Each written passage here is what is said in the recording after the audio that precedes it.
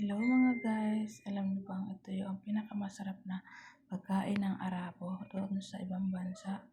Kaya kung marunong ka magluto nito guys, ay nako, talagang mamahalin ka talaga ng mga amo. At ito nga, mayroon din akong ginawang yogurt. Ano to guys, yung mga, magkape muna tayo pala.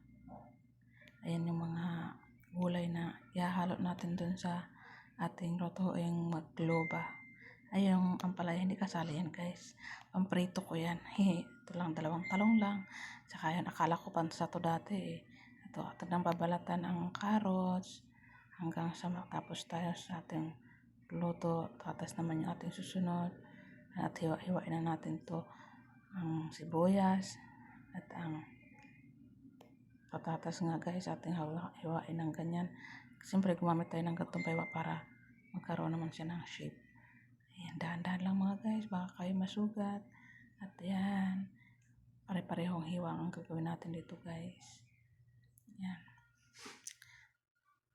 At sa susunod na guys ay atin nang lagyan ng ating mga barat, yung mga panangkap sa ibang bansa.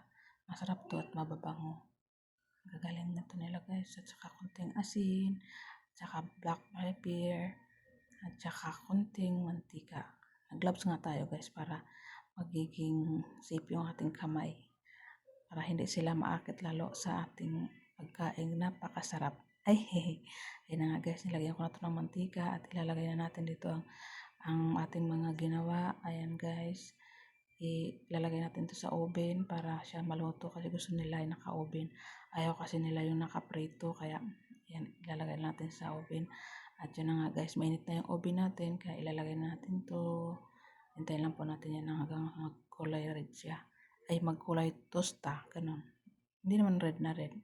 At ang susunod, ito yung gasa ang sibuyas, bawang at saka luya. Ayan guys, sunod natin yung mga barat. Ito kasi yung nagpapasarap sa lutuin natin dito sa ibang bansa. Sunod natin yung chicken at binalatan nga ko yung mga chicken guys. Binalatan ko yan kasi para tanggal ang lansa. Alam nyo na. Para lalong masarap ang pagkain. Dagdagan natin ng mga seasoning. Ayan, tsaka pampakulay, syempre. Ayan, yung mga nasa ibang bansa, alam nila kung ano-ano yung mga pinaglalagay ko dyan guys. At pwede rin gawin dito sa Pilipinas. Yan lang yung pinagkakaabalahan ko sa ibang bansa guys. At lagyan natin ng tubig para pakuluin. Pagkatapos nga yan, lagyan natin ng asin. Takpan muna natin yan guys hanggang sa maluto yung chicken. Yan na nga. At ngayon, luto na ang chicken. Tanggalin natin yung chicken at luto na tayo ng bigas. At ang lalagay natin dyan yung sabaw ng chicken na pinakuluan natin. At inano ko ngayon, sinala para walang mga sapal na makasama. At lagyan natin ng konting asin para sarap. Ayan na nga guys. Yung chicken ay luto na. Ilagay natin yan dun sa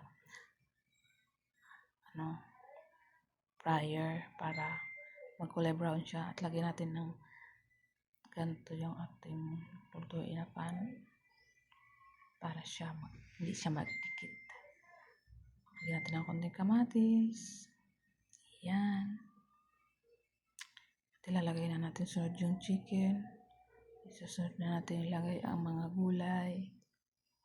O, diba? Masyadong matrabaho to guys. Kaya paglalaanan mo talaga ng oras para magawa mo. Ayan, lagay na natin lahat. Ayan, lagay natin ng konting sabaw ng chicken na pinakuluan natin para hindi siya dry. Ilalagay natin yung kanin. Okay na yan guys. Kahit hindi pa siya gano'n luto kasi lulutuin naman natin ulit.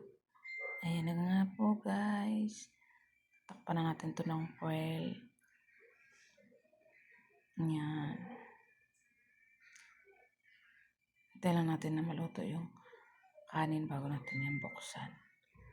At ito na nga, gagawa tayo ng salata with cucumber. Lagyan natin ng pampalasa yan. Yan. Ito yung ginawa ko guys para malinamnam. Sarap nito. At lemon. at asin, black pepper, at ating halo-haloin at i-shake-shake natin yan mga guys. Ayan. Like and follow and share mga guys para marami pa tayong makapanood. Tapos need na tayo ng cucumber. Diba? Ang bilis. Ang bilis lang ng gawain. Pero maraming oras nang nilaan dyan guys. Ilagay na natin to at magawa na tayo ng buko pandan. Yay! Ay, hindi pala yan buko pandan guys. Ano pala yan? Yogurt with cucumber yan guys. Ayan guys. Sarap niya yan. This is my favorite. Sarap.